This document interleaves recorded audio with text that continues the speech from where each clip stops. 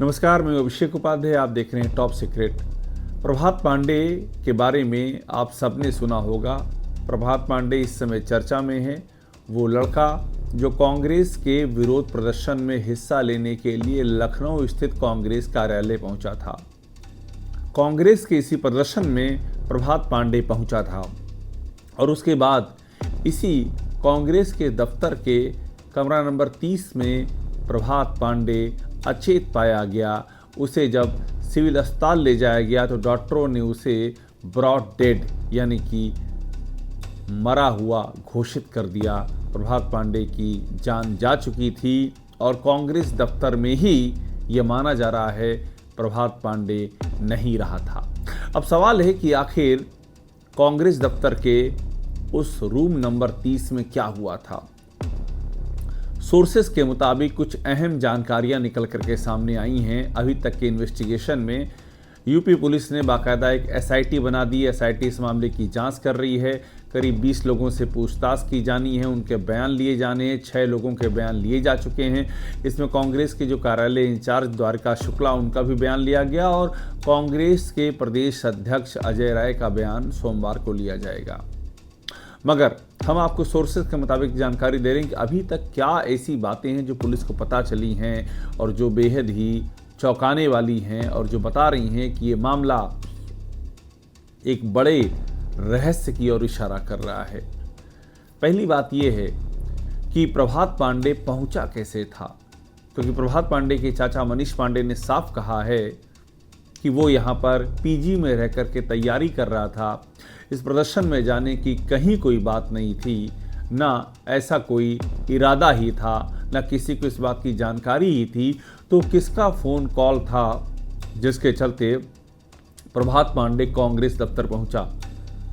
Sources बताते हैं कि पुलिस ने प्रभात पांडे की कॉल डिटेल ट्रेस कर ली है और इसमें वे नंबर भी ट्रेस हो गए हैं जिन पर बातचीत हुई थी और जिनके ज़रिए प्रभात पांडे कांग्रेस दफ्तर पहुंचा था। और वो एक बहुत ही अहम लिंक है कि आखिरकार प्रभात को कांग्रेस दफ्तर में बुलाया किसने था और उसके बाद क्या हुआ, ये बहुत ही महत्वपूर्ण है। 2 वर्जन हैं। एक वर्जन ये है जो कांग्रेस की ओर से कहा जा रहा है कि पुलिस की बर्बरता से उसकी मौत हो गई। दूसरा वर्जन ये है कि वहाँ पर सफोकेशन हो गया था, उसकी स्थिति खराब हो गई और उसको कांग्रेस दफ्तर के भीतर ले जाया गया और वहाँ पर 2 घंटे तक वो पड़ा रहा। जब उसके चाचा मनीष पांडे को बाद में एक फ़ोन गया तो उन्होंने एक लड़के को वहाँ पर भेजा। जब वो लड़का वहाँ पर पहुँचा तो पता चला उसके हाथ पांव ठंडे हैं और वो वहाँ पर अचेत पड़ा हुआ है। उसके बाद उसे सिविल अस्पताल ले जाया गया जहाँ पर उसे ब्रॉड डेड डिक्लेयर कर दिया गया। तो इन 2 घंटों में उस रूम नंबर 30 में क्या हुआ, वहाँ कौन कौन लोग थे, कौन लोग उस दौरान कांग्रेस दफ्तर में थे जिन्हें इस घटना की जानकारी थी कि प्रभात पांडे की ये स्थिति है। उसमें कांग्रेस के उच्चाधिकारियों में कौन कौन था जिसको ये बात बताई गई थी। हमारी जानकारी के मुताबिक कांग्रेस दफ्तर में पुलिस को कुछ ऐसे सूत्र हाथ लगे हैं जिनके ज़रिए उसे ये भी जानकारी मिल चुकी है कि कांग्रेस दफ्तर में किस किस नेता को इस बात की जानकारी दे दी गई थी कि प्रभात पांडे नामक युवक की ये स्थिति है और इस तरह से वो पड़ा हुआ है। उसके बाद उसे अस्पताल ले क्यों नहीं जाया गया, ये भी एक बड़ा सवाल है। पोस्टमार्टम रिपोर्ट में उसके शरीर पर चोट के निशान नहीं मिले हैं। तो आखिरकार वजह क्या है प्रभात पांडे की मौत की, या घर वालों ने हत्या की एफआईआर लिखाई है, वे लगातार हत्या की बात कर रहे हैं। तो इस हत्या के पीछे कौन है, 2 अहम कड़ियों की ओर मैं बात रख रहा हूं जो कि जानकारी आई। एक तो वो फ़ोन कॉल, जिस फ़ोन कॉल के बाद प्रभात पांडे कांग्रेस कार्यालय पहुंचा, और दूसरा ये उन 2 घंटों में क्या हुआ, उन 2 घंटों में किन किन नेताओं की ये बात बताई गई कि प्रभात पांडे की स्थिति है और उसके बाद भी उसे हॉस्पिटल समय से क्यों नहीं पहुंचाया गया।